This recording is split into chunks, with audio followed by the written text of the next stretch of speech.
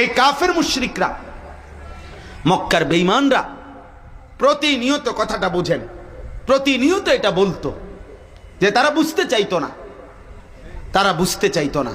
তারা বলতো আমার জীবন, আমার লাইফ, আমার ইচ্ছা, আমার স্বাধীনতা। এখানে কবর কি, মৃত্যু কি, পুনরুত্থান কি, হাসরের মাঠ কি, বিচার আচার কি। আবার এই সূরার 26 নম্বর পারায় সূরা কাফের মধ্যে আছে ফাকাল আল কাফিরুনা হাদা শাইউন আজীব। মক্কার কাফেররা বলতো আরে এটা তো একটা আশ্চর্য কথা যে মানুষ মরবে, কবরে যাবে, হাসরের ময়দান হবে। কি কয় মুহাম্মদ, এগুলো কি বলে?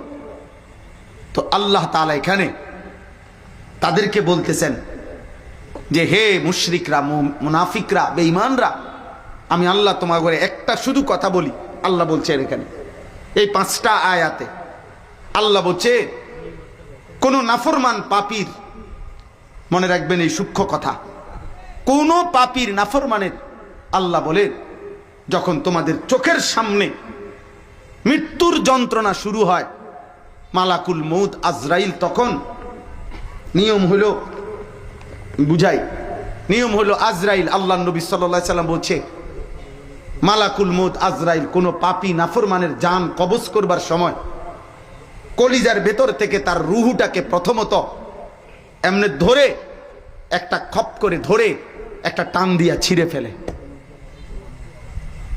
এই ছিঁড়ে ফেললে আহা, এই রুহুটা, এই হুলকুম, এই কণ্ঠনালী, এটারে তারাকিও বলে অথবা হুলকুমও বলে, কণ্ঠনালী, কণ্ঠের অগ্রভাগ, এইখানে আইসা তার রুহুটা আটকাইয়া যায়, তখন নাফরমান ছটফট করে।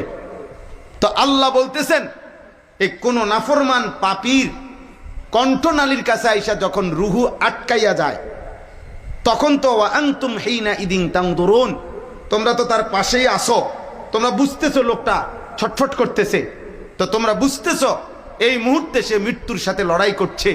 তাহলে তোমরা যদি বলো আমি আল্লাহ এখানে আসি, আমি তো তোমাদের অজান্তে, তোমরা আমারে দেখো না, কিন্তু আমি আল্লাহ এখানেই আসি, আমার বান্দার সামনেই আসি, হে নাফরমান পাপী, তোমাদের যদি অধিকারই থাকে, শক্তি থাকে, তোমাদের বড়াই করো।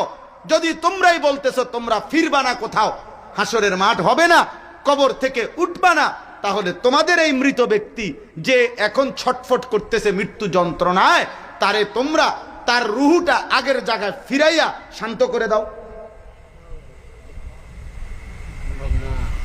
দাও। এই কথাইটা এনে বলছে এই কাফের মুশরিকরা